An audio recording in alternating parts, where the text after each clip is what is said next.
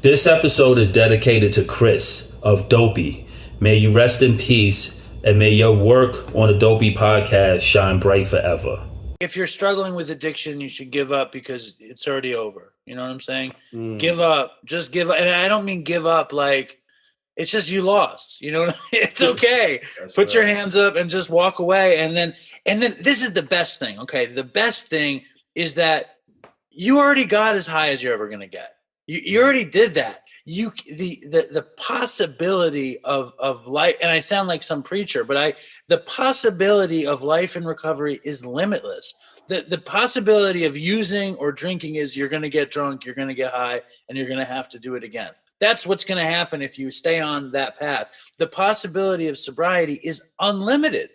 Happy 5-year anniversary to the Dopey podcast. God bless. Dave from the Dopey podcast is a TV producer, host, turned heroin addict, turned waiter at Cat's Deli, turned father, turned person in recovery, turned podcaster. Dave was born and raised in New York City and lived there all his life except for 7 miserable methadone-filled years in Los Angeles. Dopey has become the premier podcast on drugs, addiction, and dumb shit. Dopey gets around 40,000 downloads a week and has over 5 million total downloads. Dopey has featured guests included Mark Maron, Killer Mike, Kristen Johnston, Jamie Lee Curtis, Margaret Cho, Artie Lang, Dr. Drew, and many others. Dopey is heard on every continent of the globe with a loyal and incredibly active audience known as the Dopey Nation. The Dopey Nation constantly contribute their own drug-fueled stories of debauchery to the show, as well as art, music, and almost 20 Dopey-inspired tattoos. Dopey is all about addiction, the good, the bad, the unbelievably stupid, and tragic. Dopey was created by Dave and Chris in 2016. They met in rehab in Connecticut about 10 years ago. Chris tragically died in July of 2018. Relapsing and overdosing on cocaine and fentanyl. Dave never stopped making the show and continued on to push the Dopey message as far as it can possibly go. Dave now lives on Long Island with his partner Linda and his 2 daughters, Nora, who is 10 years old, and Susan, who is 2. Ladies and gentlemen, welcome to the Sober is Dope podcast. I'm your host, Pop Buchanan. We're bringing in 2021 with a really special guest today. Today we have Dave, who is the host of the Dopey podcast. Dave is a TV producer, TV host, turned heroin addict, turned recovering addict, and now podcaster. And he's also a father, husband, and friend to many. Dave, it's a pleasure having you on the podcast today. Shout out to all of the heads in the Dopey Nation. How are you feeling today?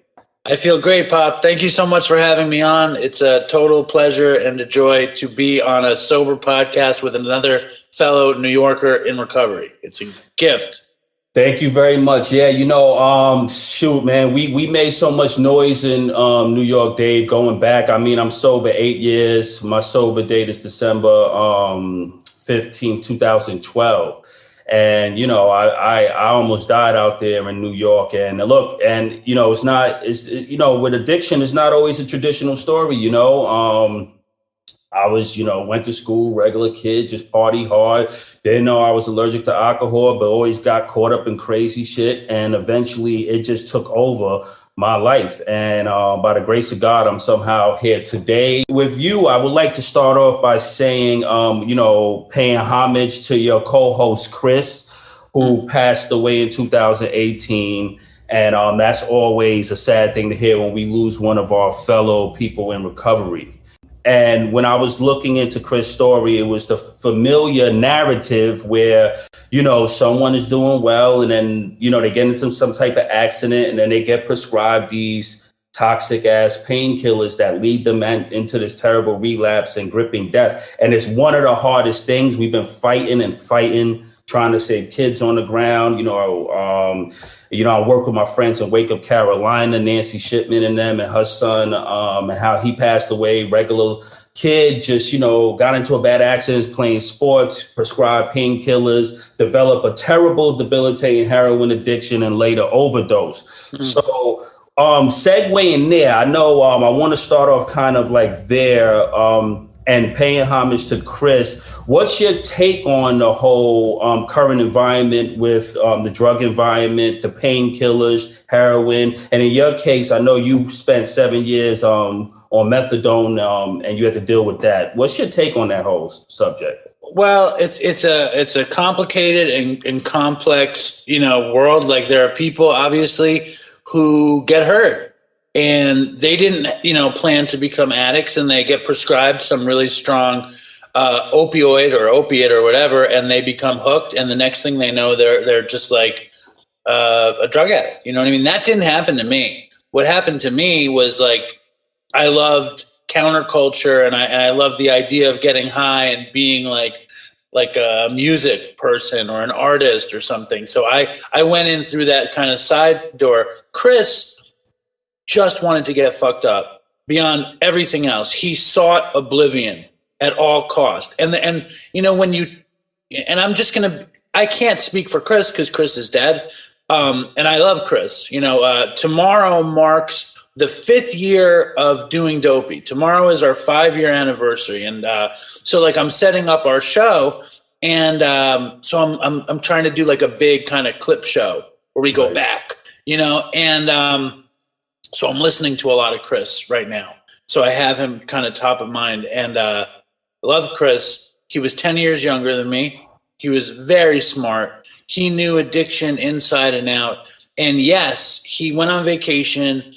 He injured his butt or his leg or something. He tried to impress his girlfriend. He kicked a punching bag, but he knew better than to go to a doctor and get prescribed opiates. It was not happenstance what happened to him. Okay. He like made the wrong decision because I don't think he was 100% ready to be in it. Obviously, he was not 100% ready to be in it because he fell out of it. And the thing about Chris was, he was a brilliant mind and a horrible addict and a horrible alcoholic as well. And that dude, I met him when he was like 25 or something. He had been to 15 full-on rehabs at 25. Wow. When we started doing Dopey, he had 2 years clean. I had 4 months clean. And we were doing a really good job. The show wasn't particularly like recovery-centric. It was pretty much like drug stories and stupid shit and having fun. You know what I mean? Like I just wanted it to be like chilling. And the thing with Chris is that his life, like one of the greatest things about recovery and one of the greatest things that we all talk about as we get sober and get better is the way our worlds grow and our life expands. Like our world is so small when we're using, and when we get clean, like so many things come into it and so many opportunities and joys. And that was definitely the truth with Chris. We had our little podcast. He had finished an online bachelor's program, and he got accepted into a PhD program in Boston to become a psychologist. Wow. He was working in a sober house in Great Barrington, Massachusetts, that one of his best friends owned, and he was like in a loving relationship with this woman who was a beautiful woman who was a pre-med student at Harvard.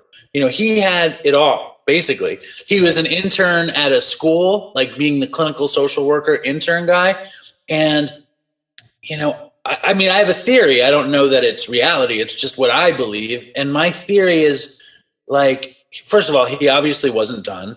And my theory was like, the promises were coming true for Chris, right? But he was like, well, what if the promises can come true and I can get high?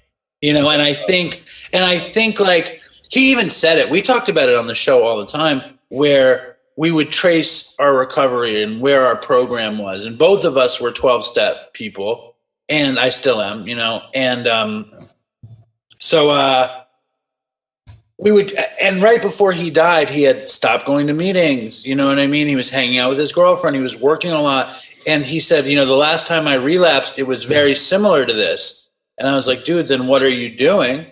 And he it's like the worst thing is when you can survive that much time of such heavy using. You know what I mean? Like he had consequences. He was in prison